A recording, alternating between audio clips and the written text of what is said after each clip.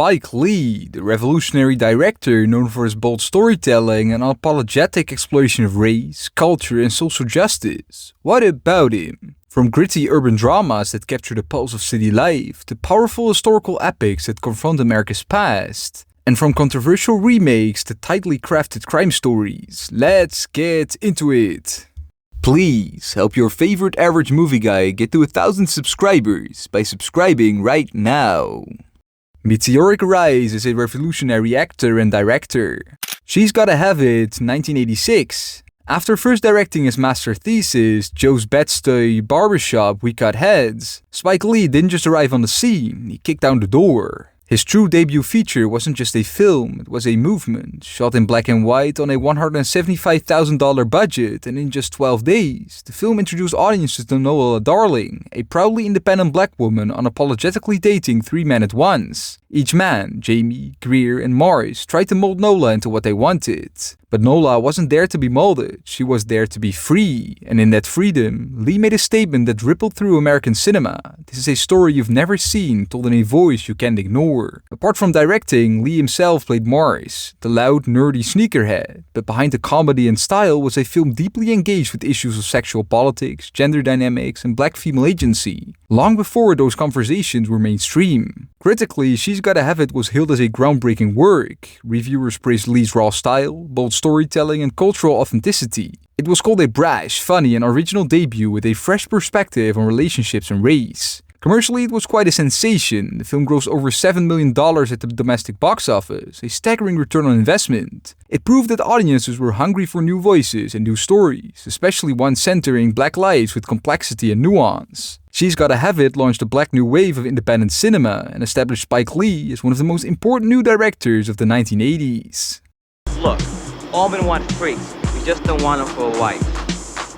Do the Right Thing, 1989. After appearing on SNL and starring in and directing School Days, 3 years later, Spike Lee cemented his legacy. This wasn't just a film, it was a wake-up call, set over the course of one scorching day in Brooklyn's Bedford-Stuyvesant neighborhood. This film is a kaleidoscope of community, conflict, and heat, literal and metaphorical. Apart from directing again, Lee stars as Mookie, a pizza delivery guy working for Sal's famous pizzeria, in the heart of a predominantly black neighborhood. What begins as a slice-of-life hangout film slowly boils into an explosive confrontation between residents and the police, culminating in a riot, a death, and a moral dilemma that still sparks debate decades later. The film is a masterclass in tension and tone, with bright, saturated colors, Dutch angles, and a pulsating score. Every element, cinematography, costume, sound, is turned up to reflect the rising pressure. Public Enemy's Fight the Power becomes the film's heartbeat, and when Radio Raheem's boombox is silenced, it's as if the entire neighborhood holds its breath. Critically, Do the Right Thing was an earthquake. It received rave reviews, being called the most important film of the year. But it also sparked controversy. Some critics and political figures worried it would incite violence. Lee pushed back, asking why people were more concerned about a riot in fiction than about police brutality in real life. Do the Right Thing is generally regarded as Spike Lee's best film. At the Academy Awards, the film was nominated for Best Original Screenplay and Best Supporting Actor, but controversially snubbed in major categories, a moment many cite as a clear example of the Academy's disconnect from black cinema. Financially, the film was a hit, earning over $37 million worldwide, but its real impact can't be measured in dollars. It's in how the film became a cultural touchstone. Taught in classrooms, quoted by activists, echoed in protests. 3 decades later, Do the Right Thing still burns with relevance. It doesn't tell you what the right thing is, but it demands you confront the question, and that's what great art does. Pina, all you ever talk about is nigga this and nigga that, and all your favorite people are so-called niggas. Mo Better Blues, 1990. The following year, Spike Lee slowed the tempo, but not the intensity, with his jazz-infused follow-up. A story about art, ego, love, and loyalty, told through the life of a gifted but flawed jazz trumpeter named BlacKkKlansman, played by Denzel Washington in the first of many collaborations with Lee. Bleak is a perfectionist, an artist driven by craft and control, but torn between 2 women and between loyalty to his band and to himself. It's a story about the cost of greatness, the loneliness of leadership, and the damage done when personal relationships are sacrificed for artistic purity. And again, Spike Lee doesn't just direct the story, he lives in it. He plays Giant, Bleak's childhood friend turned manager. Visually, the film is rich and romantic. Lee dials up the color palette, deep reds, smoky blues, and jazz club golds. And the music isn't just a backdrop, it is the film's pulse, alive and moody. Critics were divided. Denzel's performance was universally praised, and many admired Lee's exploration of masculinity and artistic pressure. But controversy followed. Lee was criticized by Jewish groups for the portrayal of the Flatbush brothers, accused of leaning into anti-Semitic tropes. Lee rejected the claim, standing by the film's depiction of complicated characters rather than stereotypes. Financially, Mo Better Blues was modestly successful, earning over $16 million at the domestic box office. It didn't shake up the culture, but it deepened Spike Lee's range, showing he could tell stories that weren't just political, they were personal, romantic, and poetic. That means you're practicing. That's right. Means I'm practicing.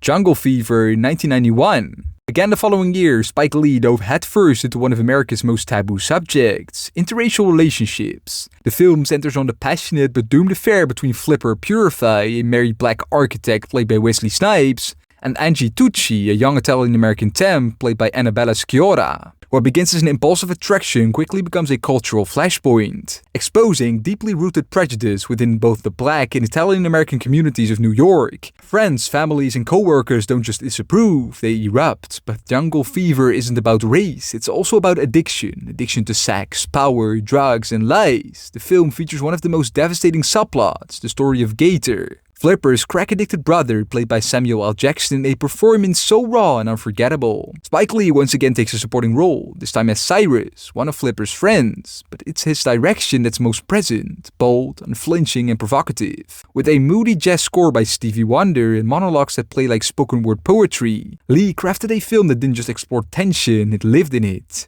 Critically, Jungle Fever sparked passionate debate. Some praised it for its honesty and emotional intensity. Others questioned whether it bit off more than it could chew. But even its detractors acknowledged that Lee was doing something no one else in Hollywood was, forcing America to look in the mirror. Commercially, the film was a hit, earning over $32 million at the domestic box office, and it continued Lee's streak of turning difficult, uncomfortable subject matter into widely seen, culturally significant cinema. I've never cheated on my wife before. Becoming a mainstream maverick. Malcolm X, 1992. Again the following year came one of Spike Lee's most ambitious projects to date, a nearly 3.5-hour epic chronicling the transformation of Malcolm Little from hustler to revolutionary. At the center is Denzel Washington, delivering a towering performance as Malcolm. It's not just an impersonation, it's a complete embodiment. He inhabits Malcolm through every phase. The Harlem hustler known as Detroit Red, the imprisoned seeker of truth, the fiery minister of the Nation of Islam, and finally, the visionary human rights leader in the final year of his life. But again, Spike Lee didn't just stay behind the camera, he cast himself as Shorty, Malcolm's best friend and street partner during his early days in Boston. Getting Malcolm X made, however, was a battle. Warner Brothers clashed with Lee over budget and length, and when the studio threatened to pull the plug, Lee did something unheard of. He turned to the black community for support. Oprah Winfrey, Michael Jordan, Magic Johnson, and Prince all wrote personal checks to help finish the film. Critically, Malcolm X was celebrated, being called an ambitious, deeply felt tribute. Denzel Washington was nominated for Best Actor at the Oscars, but controversially lost to Al Pacino in Scent of a Woman. Malcolm X is now generally regarded as Spike Lee's second best film. The film earned around $48 million at the domestic box office, a significant success for a film of its length, complexity, and political weight. But more importantly, it became a touchstone. It studied in schools, quoted in speeches, and revered as one of the most important biopics ever made. So I have to stand here today as what I was when I was born, a black man. Crooklyn, 1994.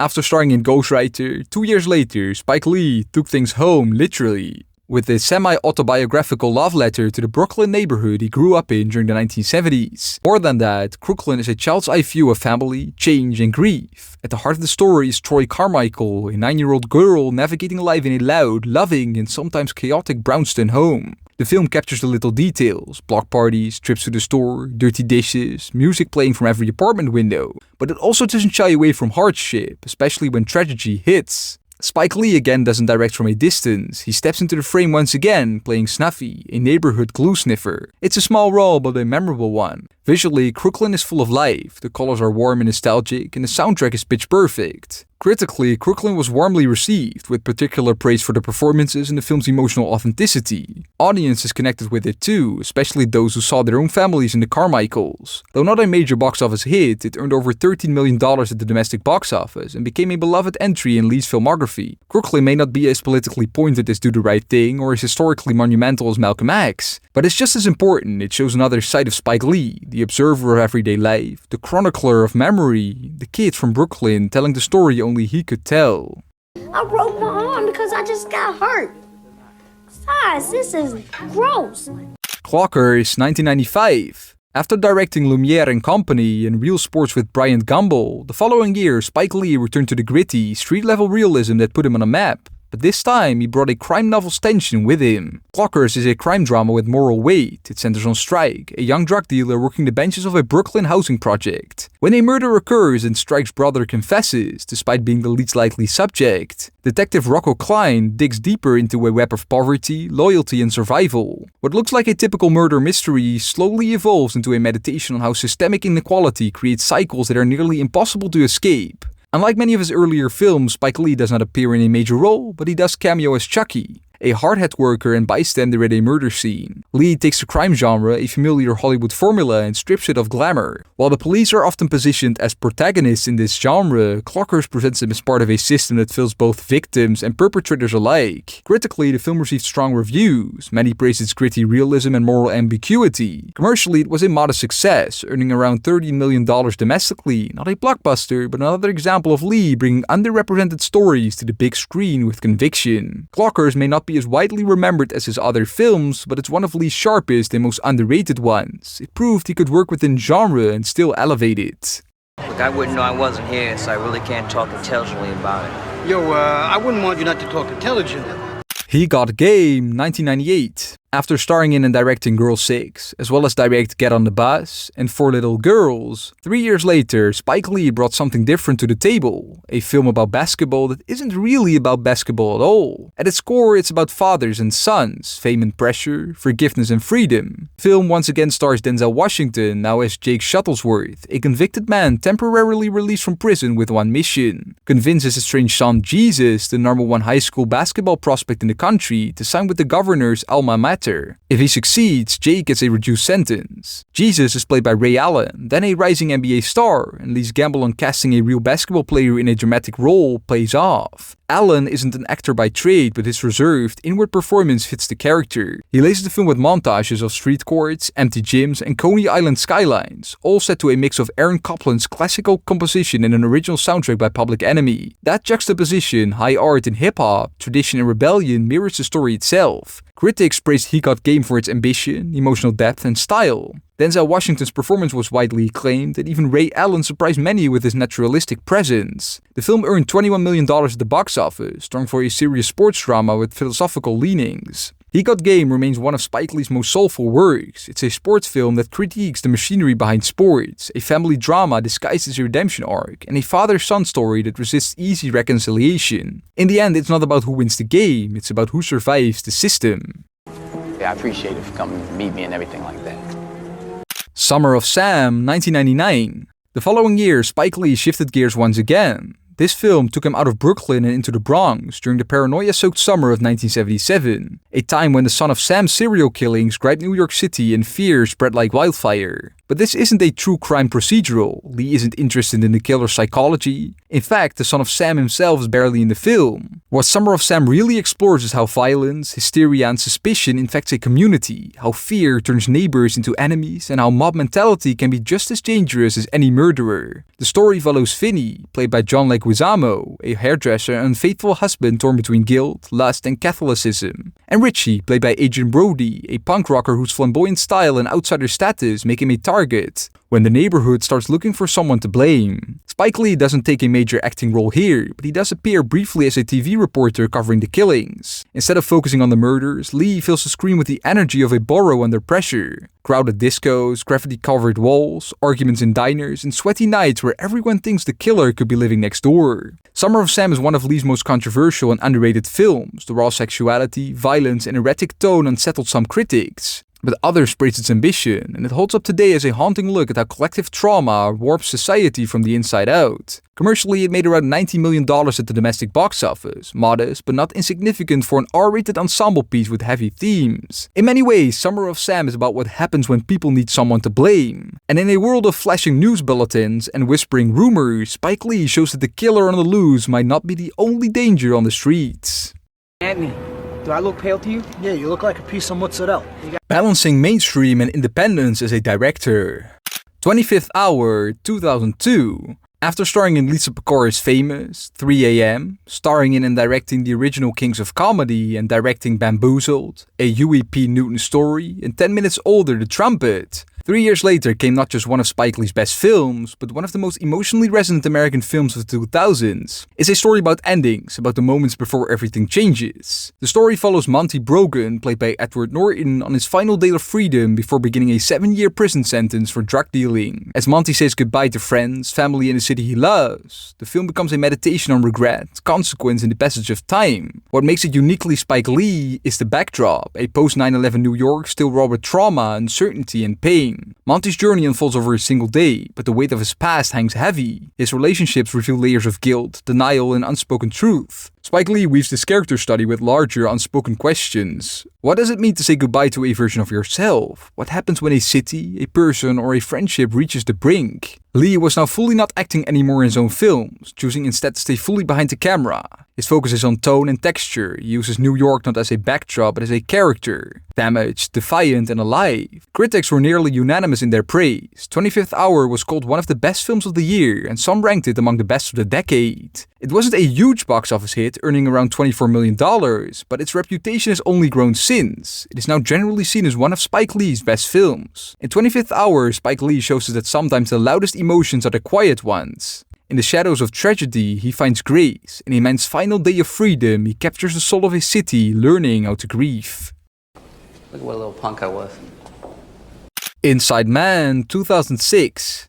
After directing Jim Brown All-American, She Hate Me, Sucker Free City, All the Invisible Children, Miracles Boys, When the Leaves Broke, a Requiem in 4 acts, and Shark. 4 years later, Spike Lee directed which is often referred to as his most mainstream film. A heist film, a genre full of tropes and expectations, but in Lee's hands it becomes something sharper, more stylish, and more socially aware than your average bank robbery thriller. At first glance, the setup is classic, a group of masked criminals, led by the meticulous and charismatic Dalton Russell, played by Clive Owen, takes hostages inside a Manhattan bank. Outside, NYPD detective Keith Frazier, played by Denzel Washington, negotiates, trying to unravel a crime that doesn't follow the usual rules. But beneath the surface, Inside Man isn't just about stolen money, it's about power, legacy, and the secrets that institutions and people bury to survive. Lee directs the film with slick precision, the pacing is tight, the dialogue crackles, and the shifting timeline keeps the audience guessing. But what really elevates Inside Man is how it layers commentary into its genre framework. From the multi-ethnic hostages to the probing conversations about race and trust, it isn't just a heist, it's a social puzzle box. Even the smallest scenes speak volumes about post-9/11 paranoia. His longtime collaborator Denzel Washington gives one of his most charismatic performances. The supporting cast is stacked as well. Every character has their angle, and every angle reveals another layer of corruption or compromise. Inside Man was a critical and commercial triumph. It earned over $186 million worldwide, making it the highest-grossing film of Spike Lee's career. Critics praise his intelligence, style, and unpredictability, proof that Lee could work within the Hollywood studio system without sacrificing his voice. It is now generally seen as one of Spike Lee's best films. This wasn't just a hit, it was a statement that Spike Lee could take on genre cinema, injecting it with meaning and still deliver pure entertainment.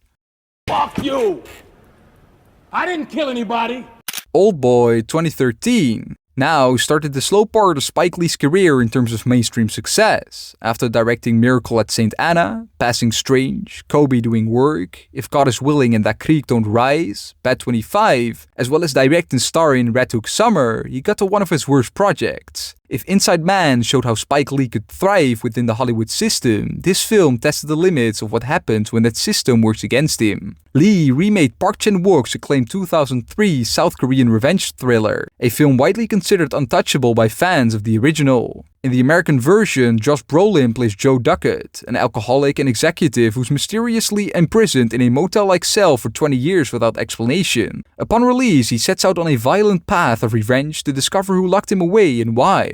The bones of the story remain the same: the Kafkaesque premise, the extreme emotional and physical brutality, and the shocking third-act twist. But Lee's version, branded a Spike Lee film rather than a Spike Lee joint, was heavily re-edited by the studio, much to his dismay. And he draws out a committed, emotionally raw performance from Brolin. But unlike most of Lee's work, Oldboy isn't personal, political, or rooted in culture. It's a genre exercise and one where he didn't have full creative control. Critically, Oldboy was a major disappointment. Reviews were mostly negative, with critics calling it unnecessary, over-stylized, and emotionally hollow. Audiences mostly stayed away. It grossed only $5.1 million worldwide, making it one of the biggest flops of Lee's career. It is generally seen as his worst mainstream film. This is one of the rare films in Spike Lee's filmography where his voice feels muted and his personality restrained.